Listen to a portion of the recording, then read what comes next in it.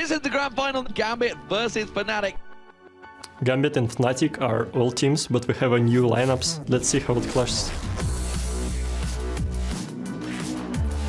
I think he's the best in European, and it's like a really smart player by himself. Rainover, he's soloed the mid lane, he's picked up a double! He's the most hardest jungler to play against. From season 2 or 3, I was his fanboy. Vander face tanks it, he's going down to Diamond procs. Because he creates meta, and then like he was the father of the jungle. First blood goes to Reckless, and that's 2 kills. He's back for Fnatic, and he's already on the board. I think he's a good player. Every guy wants to play at some point for a Fnatic because how good the team is. He's a really good player, and he's always been sort of one step ahead of me. Forgiven, blood, he's selling, he smells it up, and he grabs the kill. I want to, for once, show that I'm at least equally good or even better, but that requires a lot of hard work, and I'm up for the challenge.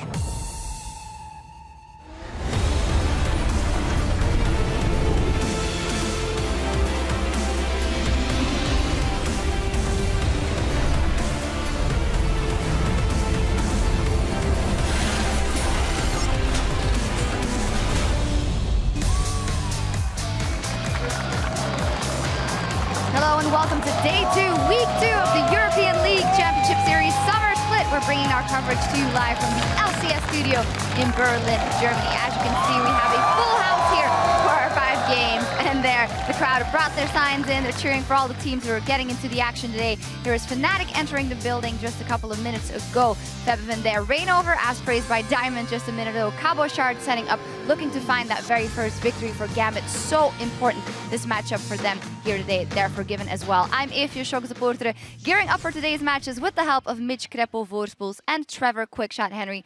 Yeah, Krepo's got his party tie on, so we're in for a whole heap of fun. And at the halfway point in Week 2, we're going to look at how the teams stack up and take a look at the standings. Still at the top of the table, OG and Fnatic riding high at 3-0. Then the Giants, H2K, and Unicorns of Love tied in third at 2-1. And well, I'd like to take a closer look at those Giants because we all kind of feel like they have made a visible improvement in their team in the last couple of weeks. I completely agree. They did make a change coming into the summer split. They, swapped out Rydell for Godfred. And while Godfred had a shaky start, games 2 and 3 have been significantly better. His Dark Bindings yesterday were fantastic. As a team, Giants just seem a little bit more all together. I do want to take note, though, they are playing against teams who have been struggling in the summer splits, so you could argue they're beating teams that will be in the bottom half of the table, but they're still picking up those wins. And a lot of it, I think, is on the fact that Audrey stepped up, Frederick stepped up, and Werlib in particular on that Maokai had a great game yesterday. Great game from all of them, team-wise and individually. At the bottom of the table, though, SK and Gambit still no win and in dire straits, honestly. Yeah, I don't know about their music choice or music preference there, but looking at those teams, both have one thing in common, and that is Forgiven. Is X Team 03, his new Team 03, is he the common link, or is it just, happens to be? I don't know what it'll be. Luck. We'll have to find out. The one thing I do want to remind everybody, Gambit went 0-5 in Spring Split and then bounced back 7-0. So maybe they still need more games, but the problem is there's only 18 games in the season, and this is the one that gets you as close to Worlds as you can get. Yeah, fans, hang in there. Maybe 2 more losses and they're up the upswing. Someone who's definitely on the upswing, OG and Fnatic. There's not a lot to say about it. They are just playing incredibly well. Week 4. Week 4. Week 4. If these two teams keep winning, Week 4 is when they go head-to-head, and that's when one of them will pick up a guaranteed loss. But it's definitely going to be a hyped-up matchup. That'll be our match of the week for sure. Yeah, exactly. Well, yesterday we also saw the return of the Rogue Mage to Summoner's Rift after his rework and release way back on patch 5.8. And for more on Ryze's resurgence in the top lane, we're going to check in with Stress at the Telestrator. Thank you very much, Shucks. Now, it's been 24 hours since Ryze re-emerged in the EU meta, and I've been jumping in and out of spectating solo queue games, and we figured we'd give you a little bit of help if you haven't quite caught up with the curve from Huni and Vizichachi. So, Ryze yesterday, 100% pick ban, picked in 2, banned in 3 games, and it's all because of changes that came in the 5.8 and 5.10 patches. Ryze's role and damage output has completely changed, so we really wanted to kind of update you guys Rise on where Rise is right now. The first question to ask, though, is how was he pre-changes, so that we can keep in mind the differences. So pre-changes, Rise, you'd used to max Q, you'd max that overload, get a lot of damage, but as well build the stacking items of the Seraph's Embrace and the Rod of Ages. After that, you tend to go tanky, and then in team fights just absorb a lot of damage while taking people out with sustained damage in return. However, Rise has completely changed now, as we saw in yesterday's games, and with the reworked Rise, it's all due to his different passive, his changed passive now with the Arcane Mastery. You want to go to the supercharged state, which is after you get 5 stacks of Arcane Mastery, and that means that every time you cast a spell, the cooldown of your other spells will be reduced by approximately 4 seconds. It's all linked in with the cooldown of Overcharge itself. The change in 5.10 is that now lasts 6 seconds at all ranks. So you're not maxing Overcharge anymore, you're maxing Rune Prison, the W skill, and that adds extra root duration to Rise's kit. Build order has changed as well. Take a look here, still got the Stacking Seraph, still got the Rod of Ages, but the last few items, you want to go for magic penetration and more AP. We even saw Huni go for a man, wow, that's Luden's Echo. Thank you very much from the analyst desk over there. Man, new item for Season 5 and completely blanked on it there. That's how different it was from Huni, actually. But for Huni, we want to take a look at just how he dominated Steve in the game yesterday against Roccat. So we're going to take a look at some of the in-game footage now. And when we get that up onto the telestrator, you can see, I want you to keep a track of the Rune Prisons here coming out from Huni and just how many he's getting onto Steve. And it's all because of the fast rotations on his abilities. He's throwing out a Q, throwing out an E in between every Rune Prison, always getting it when it's on cooldown. Now, level 9's a bit of a power spike for Rise. When he reaches level 9, he gets the root duration all the way up to 1.75 seconds. And that can happen about every 2 seconds for Rise. And you can see Steve just absolutely had no escape at all whatsoever. When you get to the later game with Rise, his role in teamfights becomes a lot more similar to a Cassiopeia, a little bit different, a lot of sustained damage. The trade-off for that is you get a lot of single target crowd control, but you're a lot squishier on Rise. Now, if you want to play Rise yourself, check out Runes and Masteries on lolesports.com's extended match histories for the full setups for Huni and Visit Chachi. But I'm sure we'll be seeing Rise today. If not in picks, then certainly in the bans. Back to you guys at the analyst desk. Thank you so much, Stress. Well, Rise did very good against me with a Luden's Echo as well, and I just wanted to block it out. I guess that's what happened to Stress as well. Thank you for that breakdown. We're looking forward to today's matches and see if Rise will appear. We'll be starting things off as Gambit looks to secure their very first win versus Fnatic. We have the Unicorns of Love versus Roccat, H2K versus Elements, another 5 games to see how the standings evolve. And our last game of the day will be OG taking on the Copenhagen Wolves. Before we get into today's first game, though, we want to reach out to you. Tweet at LLesports and tell us who is the most underrated team in Europe so far this summer and why? I want to answer this one because I think Gambit are a little bit underrated. I think as a team, they're not performing to the level that they should be. And I do actually expect them to start picking up more wins as the season rolls on.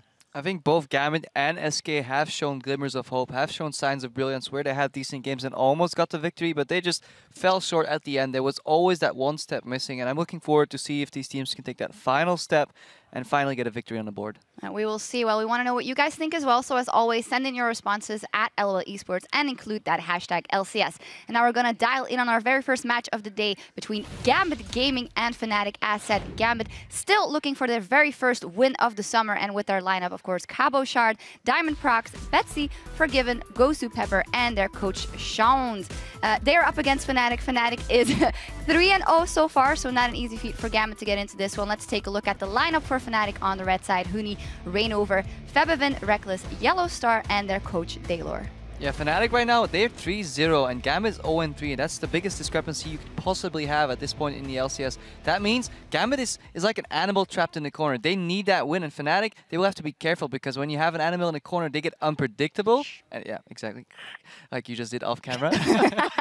Camera, why didn't you catch Shots doing that? She was gonna get away with it if it wasn't for the meddling crapple. But my point is what I'm gonna make is Gambit, when they get unpredictable, they're an incredibly tough team to play against because they can always get back on top. Every time in history, people have written off Gambit, whether it was LCS or IEM, somehow they managed to come back. So I'm not ready to say that this is gonna be an easy victory for Fnatic just yet. Yeah, nobody puts Gambit in the corner. But before we share some more thoughts on this matchup, we're going to hear what Reckless thinks his lane opponent can improve to be the best in the league.